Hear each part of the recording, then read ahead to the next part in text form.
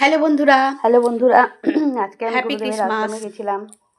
আসছে 1 জানুয়ারি। অনেক শুভেচ্ছা রইলো সকলকে। কেমন আছো সবাই? রামঠাকুরের গুরুদেবের আশ্রম। আজ আমি বড়দিন উপলক্ষে না এই আমাদের এই ক্রিসমাসের যে সাধারণত আমরা সিজনটা, গাড়ি নিয়ে এর যাই, কিন্তু উপলক্ষে আমি আজকে একটু আমাদের গুরুদেবের আশ্রমে ফাঁকা ফাঁকা গেছিলাম। করে বাসেই গেছিলাম। শ্রী রাম ঠাকুরের আশ্রমে, যাদবপুরে। সেটা আমার বাড়ি সল্টলেকের কাছাকাছি। ওখান থেকে বাস খুব থেকে সকাল সকাল ভিডিওটা বেরিয়েছি, করেছি তো, শীতের সকাল।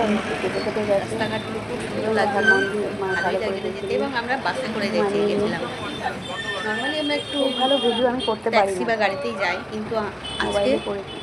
তাছাড়া বাসে করে বাস গেলাম। থেকে কেন, করেছি বাসটা খুব হাত ফাঁকা চাপে পেয়ে আমার। গেছিলাম।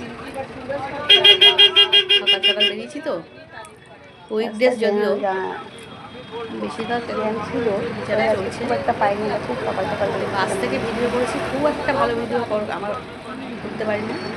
যাদবপুরের দিকে যাচ্ছি, বাস থেকে করেছি। একটু মিষ্টি মিষ্টি নিলাম। নিতে এখানে তো বলেছি। প্রচুর মিষ্টি খুব পাওয়া ভালো যায়, ভালো মিষ্টি এই দোকানে পাওয়া যায়, এবং অনেক বিভিন্ন রকমের রকমের মিষ্টি পাওয়া মিষ্টি, যায় এখানে। সিঙ্গারা, চপ, কচুরি, জিলাপি, কচুরি, গরম গরম সব। গুরুদেবের মূল মন্দিরে সমস্ত জিনিসপত্র দিয়ে, পাদুকা রাখা, গুরুদেবের পালক রাখা এই ঘরটায়। আর এখানে দেখাবো বলে মূল মন্দিরে কীর্তন হচ্ছে। এই মূল মন্দিরের ভিতরেই গুরুদেবের এই ছোট্ট করছে। ঘরটা, যেখানে গুরুদেবের সমস্ত জিনিসপত্র চালান থাকে। সবাই কীর্তন করছে। 12টার দিকে কীর্তন হবে, তারপর প্রসাদের এই যে লাইন। তারপরে প্রসাদ বিতরণ হয় 12:30 থেকে। 60 টাকা দিয়ে টিকিট কাটতে হয়, আর এই লাইনে দাঁড়িয়ে প্রতি খুলে এখানে আগে গুরুদেবের একটু নাম করতে হয়, হাত তুলে জয় রাম জয় গোবিন্দ বলে উপর ভোগের প্রসাদের ঘরে গেছিলাম, যেখানে প্রসাদ আমাদের বিতরণ হচ্ছিল। প্লেট, কাগজের প্লেট, গ্লাস সব দিয়ে গেছে। প্রথমে গুরুদেবের নাম জয় রাম তুলে তুলে বলতে হয়, সেই জন্য জয় রাম জয় গোবিন্দ, জয় রাম জয় গোবিন্দ এই বলে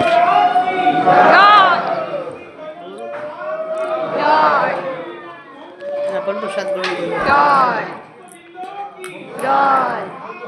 তারপরে ভোগ প্রসাদ গ্রহণ করতে হয়। রান্নাগুলো তো প্রচণ্ড ভালো হয়। আশ্রমের ভোগের রান্না এমনিই ভালো হয়, এই আশ্রমের রান্না আরও অনেক ভালো। প্রথমে শুক্তো, চালের ভাত, তারপরে তোমার বেগুনি ডাল,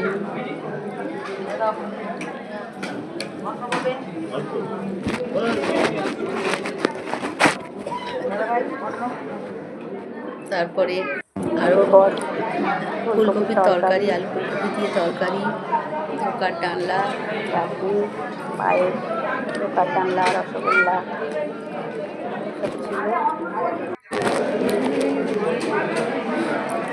ধোকার ডালনা, তারপরে তোমার চাটনি, পায়েস, রসগোল্লা। দর্শন করলাম। এরপর গুরুদেবের মন্দির বন্ধ হয়ে যায়, তো এখানে সবাই আমরা এসে নিচে যখন তখন পুজো দিয়ে যেতে পারে।